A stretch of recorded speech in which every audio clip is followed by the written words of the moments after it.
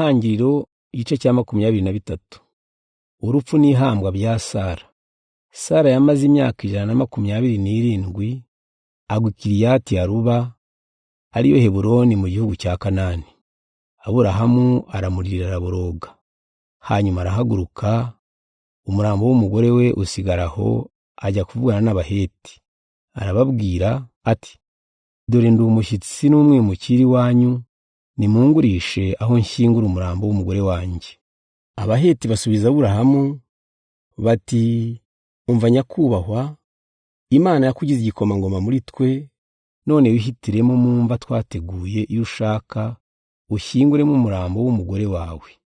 Nta n'umwe muri twe wakwima imva. Aburahamu arahaguruka, yunamira abo Baheti bari batuye ako karere, arababwira ati, niba mwemera ko mpamba umurambo w'umugore wanjye, nimunsabire Efuroni mwene Sohari angurisha ubuvumo bwe bw'i Makipela buri ku rubibi rw'umurima we. Ndamuhera imbere yanyu igiciro kibukwiriye, maze bubirimbi nzajya mpambamo.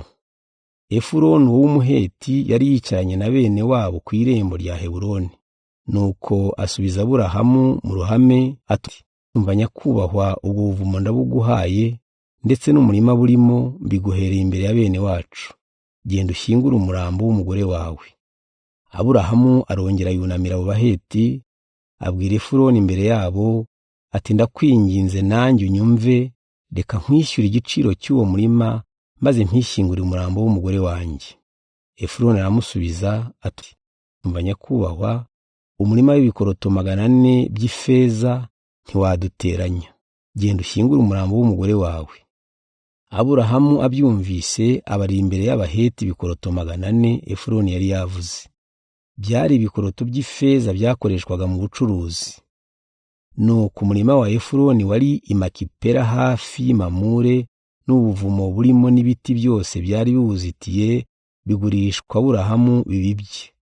Abaheti bose bari ku irembo ry'umujyi barabibonye. Nyuma y'ibyo Aburahamu ashyingura umugore we Sara mu buvumo bwo mu murima w'i Makipela hafi y'Mamure, ni mu majyaruguru y'i Heburoni mu gihugu cya Kanani. Uko niko Abaheti bagurishije umurima n'ubuvumo bwarimo bibirimbi rya Aburahamu.